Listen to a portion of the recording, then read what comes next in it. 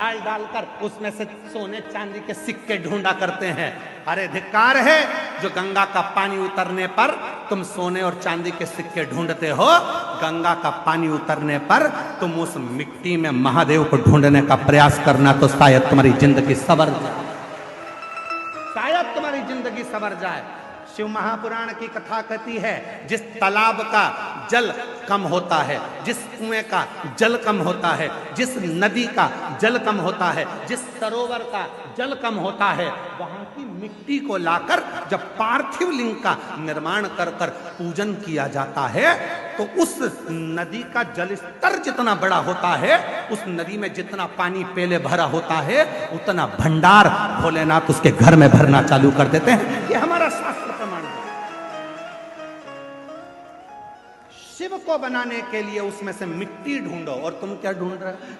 चुंबक डाल के पैसा, चुंबक डाल के सिक्का, और लगे कितने हाथ में? 100, 200, 500, 1000, 2000, 1 लाख, 1.5 लाख रुपए हाथ में लगे होंगे। इससे ज्यादा क्या लगेंगे? 2 लाख लगे होंगे, इससे ज्यादा क्या लगेंगे?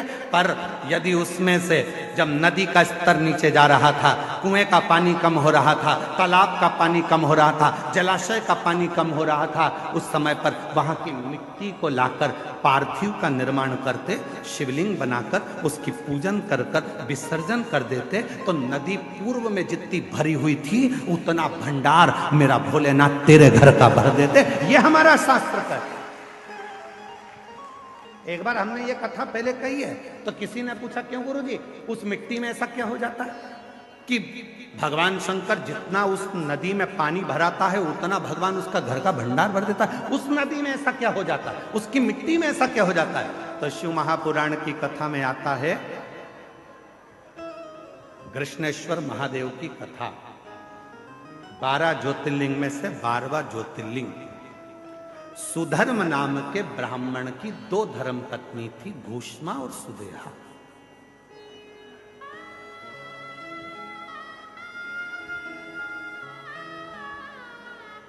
आप लोगों के मन में भी संशय होगा कि नदी का पानी उतरता है तो उसकी मिट्टी का शिवलिंग क्यों बनाया जाता है?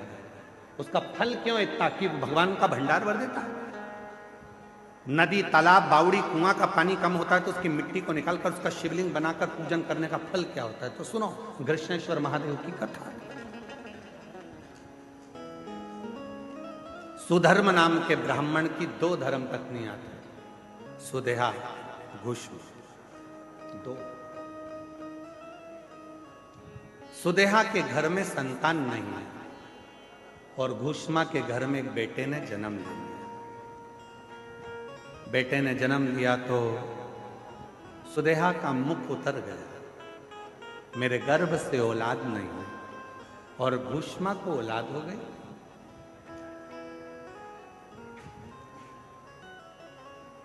सुधर्म ने अपनी पत्नी भूष्मा से कहा कि तेरे गर्भ से यदि एक बच्चा हो सकता है तो तेरे गर्भ से और भी बच्चे जन्म ले सकते हैं। तेरा जो बेटा है, इस बेटे को तू सुदेहा को दे।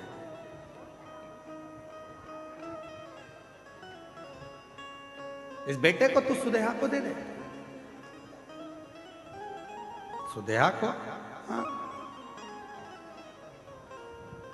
ठीक है। उत्सव रखा बड़ा भारी, और भूष्मा ने अपने बेटे को सुदेहा की गोद में दे दिया। अब भूष्मा का बेटा नहीं, अब सुदेहा का बेटा।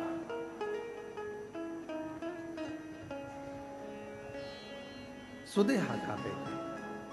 धीरे धीरे बच्चे को पाल पोस कर सुदेहा ने बड़ा किया। वो बच्चा जब बड़ा हो गया, उसका विवाह हो गया, बहू घर में आ गई।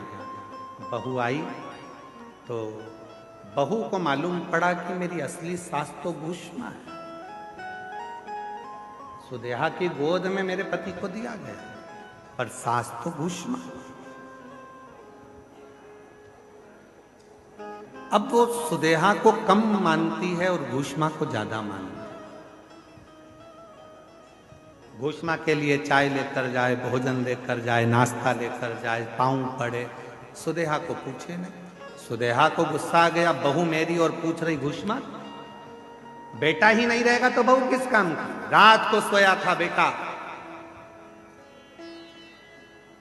बहू गई थी मायके और बेटा सोया था, तभी सुदेहा ने अपने बेटे के तलवार से काट काट के टुकड़े कर दिए, कपड़े में बांध लिए, सिर पे पोटली रखी, तालाब में फेंक, तालाब में फेंक, एक बावड़ी में, एक तालाब में। उस टुकड़े करे हुए शरीर को जब फेंका, सुदेहा आ गई, समय निकला, तालाब का जल नीचे जा रहा था और भूष्मा उसी सरोवर की मिट्टी को लाकर उसका शिवलिंग बनाकर पूजन कर कर मिट्टी के शिवलिंग को, पार्थिव शिवलिंग को सिर पे रखकर चली और तालाब में विसर्जन करने चली। मन में आया, बाबा बहुत दिन से मैंने अपने बेटे को नहीं देखा, ना जाने बेटा कहां चले गया, दिखता ही नहीं। बस वो पार्थिव शिवलिंग तालाब में गया, थोड़े से पानी में, जो पानी का स्तर गिर रहा था, टुकड़े टुकड़े हुए हुए बेटा कई दिन पहले मरा था, वही बेटा तैरता हुआ बाहर निकल कर आ गया।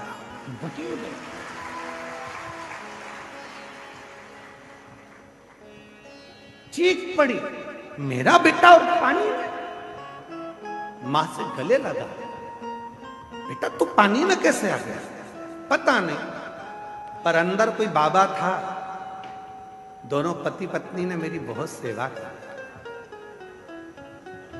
भूष्मा ने आवाज लगाकर कहा, बाबा मैं जानती हूं कोई दूसरा बाबा नहीं आ सकता, बाबा तो मेरा महादेव ही होगा। बाबा आओ दर्शन तो दो। तब मेरे भोलेनाथ निकल कर बाहर आए और कहा, भूष्मा जिस सरोवर में ना जाने कितने पार्थिव शिवलिंगों का निर्माण होकर विसर्जन हुआ, वो मिट्टी इस सरोवर में जमती चली गई और उसी मिट्टी के भाग से तूने मेरे शिवलिंग का निर्माण करा। तो जितने जितने पार्थिव लोगों ने पूर्व में बनाए थे, उन सब का कण कण मिलकर तूने मेरी आराधना करी, तो तेरा मरा हुआ बेटा भी जिंदा तुझे प्राप्त हो, जिंदा प्राप्त हो गया। बाबा मेरा मन है कि आप इस भूमि पर निवास करो। शिव जी ने कहा, तथास्तु, मैं तेरे नाम से, कृष्णेश्वर महादेव के नाम से 12वें ज्योतिर्लिंग के रूप में इस पृथ्वी पर विराजमान।